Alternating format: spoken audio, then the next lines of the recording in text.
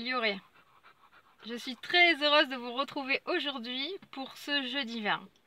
Et aujourd'hui, j'ai choisi de vous amener au vieux château Renaissance, à Saint-Sulpice-des-Pommiers, pour y découvrir un cépage que je ne connais pas du tout. Alors, à tout de suite.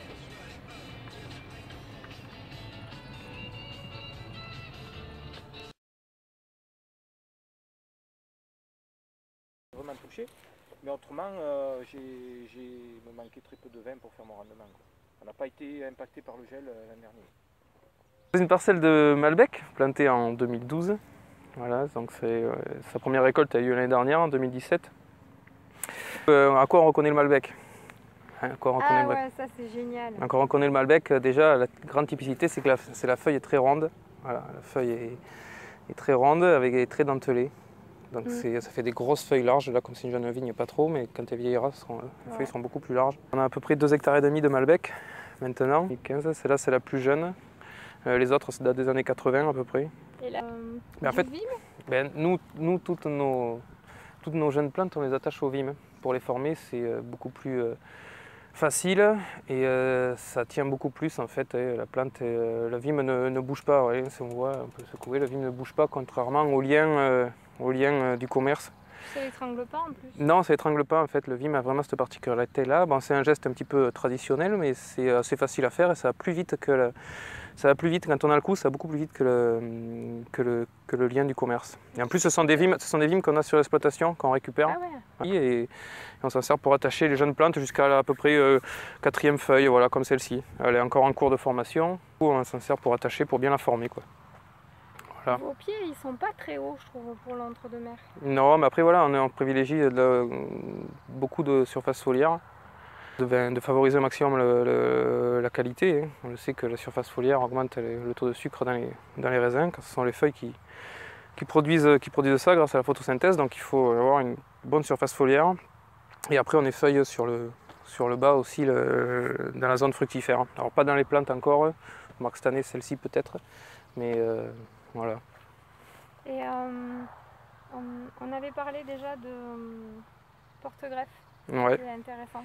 Mais en fait, le Malbec a la particularité d'être toujours des cépages avec des grosses baies et assez productifs. Bon, ça c'était vrai autrefois avec les anciens clubs. Les nouveaux plants sont beaucoup plus, on va dire, beaucoup moins vigoureux, mais quand même, donc ceux-là, il faut les greffer. On les a greffés sur du RGM, qui est du Ripperia Gloire de Montpellier, qui est un porte-greffe, pardon, peu vigoureux.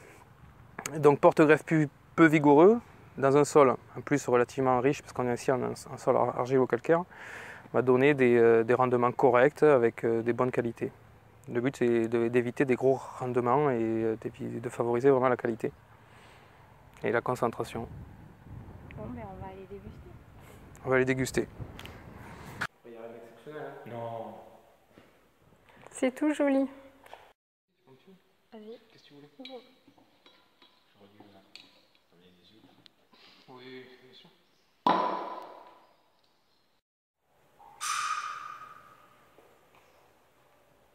C'est bon.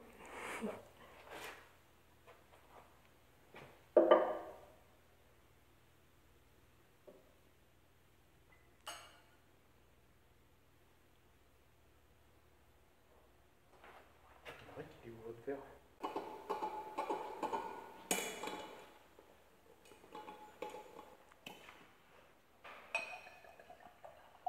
Merci.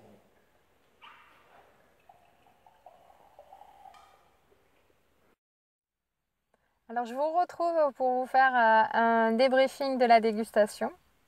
Alors d'abord Sébastien nous a servi le rosé très frais et c'était vraiment très agréable de déguster un rosé frais. Moi j'aime ça, je trouve que c'est très important. Puis ce rosé, je le connaissais déjà donc j'ai pas été surprise.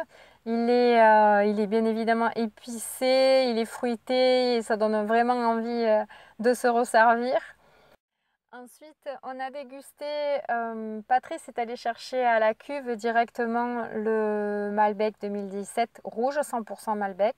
Et là, moi je connaissais pas du tout du 100% Malbec en rouge. J'avoue que j'ai été surprise par la couleur.